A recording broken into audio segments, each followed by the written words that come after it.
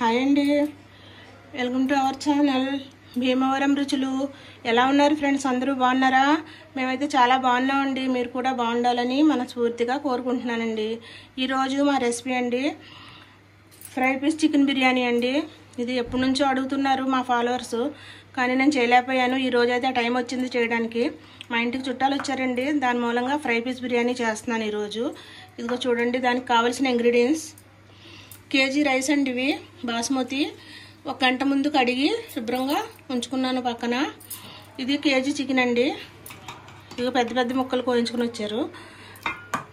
దానికి కావలసిన పదార్థాలు ఇవి: పుదీనా, కొత్తిమీర, ఉల్లిపాయ, టమాటా, 1 నిమ్మకాయ, 4 పచ్చిమిరపకాయలు, అల్లం వెల్లుల్లి పేస్ట్ అండి. ఇక పక్కన వాటర్ పెట్టేసుకున్నాను. ఎసరికి పచ్చిమిర్చి వేస్తున్నాను. అలా దినుసులు అండి ఇవి. ఇదిగోండి దాల్చిన చెక్క, రుచికి సరిపడ్డ ఉప్పు, కళ్ళుప్పు అండి ఇది,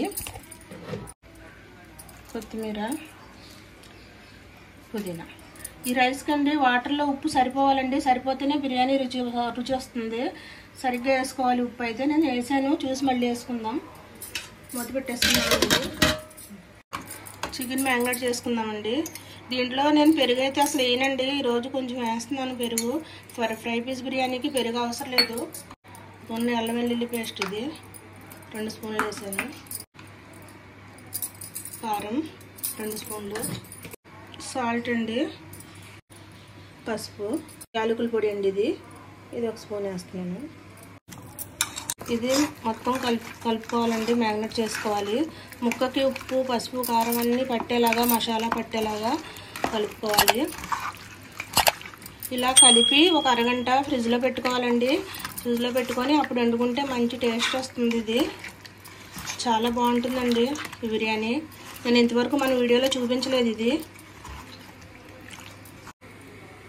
నిమ్మకాయ అండి, నేను మర్చిపోయాను ఇందాక వేయటం. 1 అరచక్క నిమ్మకాయ వేస్తున్నాను.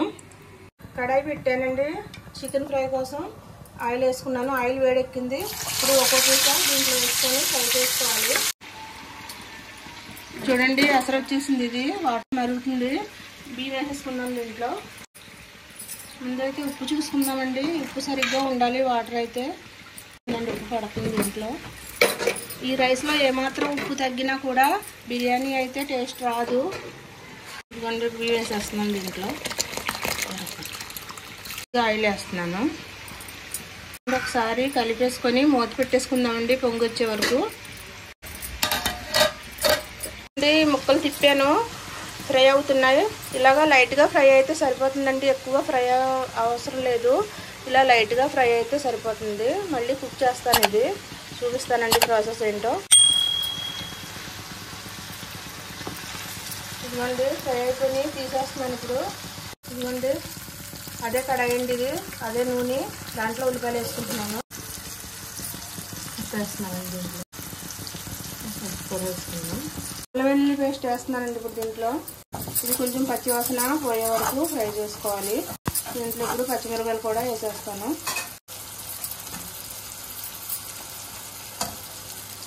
ఇవ్వండి కొత్తిమీర, పుదీనా, కొద్దిగా కసూరి మేతి, 1 టమాటా అండి. ఇది కొంచెం ఫ్రై అవ్వాలండి. మసాలా పచ్చివాసన పోయే వరకు నూనె పైకి వస్తుందండి. అప్పుడు దాకా ఇది ఫ్రై అవ్వాలి. 2 స్పూన్లు చిన్న స్పూన్తో పెరుగు వేస్తున్నాను. ఇదిగోండి కారం వేస్తున్నాను దీంట్లో. నేను ఇంత గట్టిగా బాగుంటుందని నేను చాలా చెప్తున్నాను కదండి. అంటే ఒకసారి ట్రై చేయండి ఎలా ఉంటుందో. ఇది చాలా టేస్టీగా ఉంటుందండి బిర్యానీ. దీంట్లో ఫ్రైడ్ ఆనియన్ కూడా వేయట్లేదు నేను. ఇలా ఫ్రై చేసి వేసేస్తున్నాను. చూడండి ఫ్రై అయినాయి కదా. ఈ ముక్కలు దీంట్లో వేసేసుకోవాలి ఇప్పుడు. మనం చూడండి ఈ రైస్ అయితే 50% ఉడికాక కచ్చా బిర్యానీలో వేసుకునేలాగా కాదండి, మొత్తం ఉడికిపోవాలి రైస్. ఇది 90% ఉడికిపోతే 10% దాంట్లో కుక్ అవుతుంది. చూసారా రైస్ ఎంత పొడుగ్గా వచ్చిందో? ఇలాగే ఉండాలండి. ఈ టైంలో మనం వార్చేసుకుందాం. ఇది చూడండి దీంట్లో వార్చాక రైస్ వేరే గిన్నెలోకి తీసుకున్నాను. ఇప్పుడు దీంట్లో చూసారు కదా కర్రీ కూడా రెడీ అయిపోయింది. ఇప్పుడు దీంట్లో వేసేద్దామండి.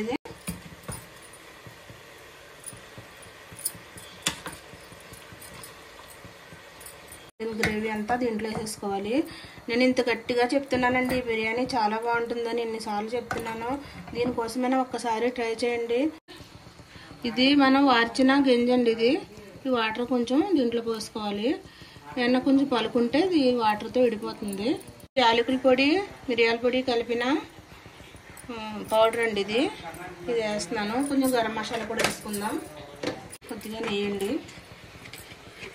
నెయ్యి వేసేసుకుంటే ఇలాగా ఈ నెయ్యి వేసుకోవచ్చు. మనం వేయించిన నూనె ఉంది కదండి, అది కూడా పైన వేసుకోవచ్చు. చాలా బాగుంటుంది ఇలా వేసుకుంటే. కొద్దిగా నెయ్యి వేసాను.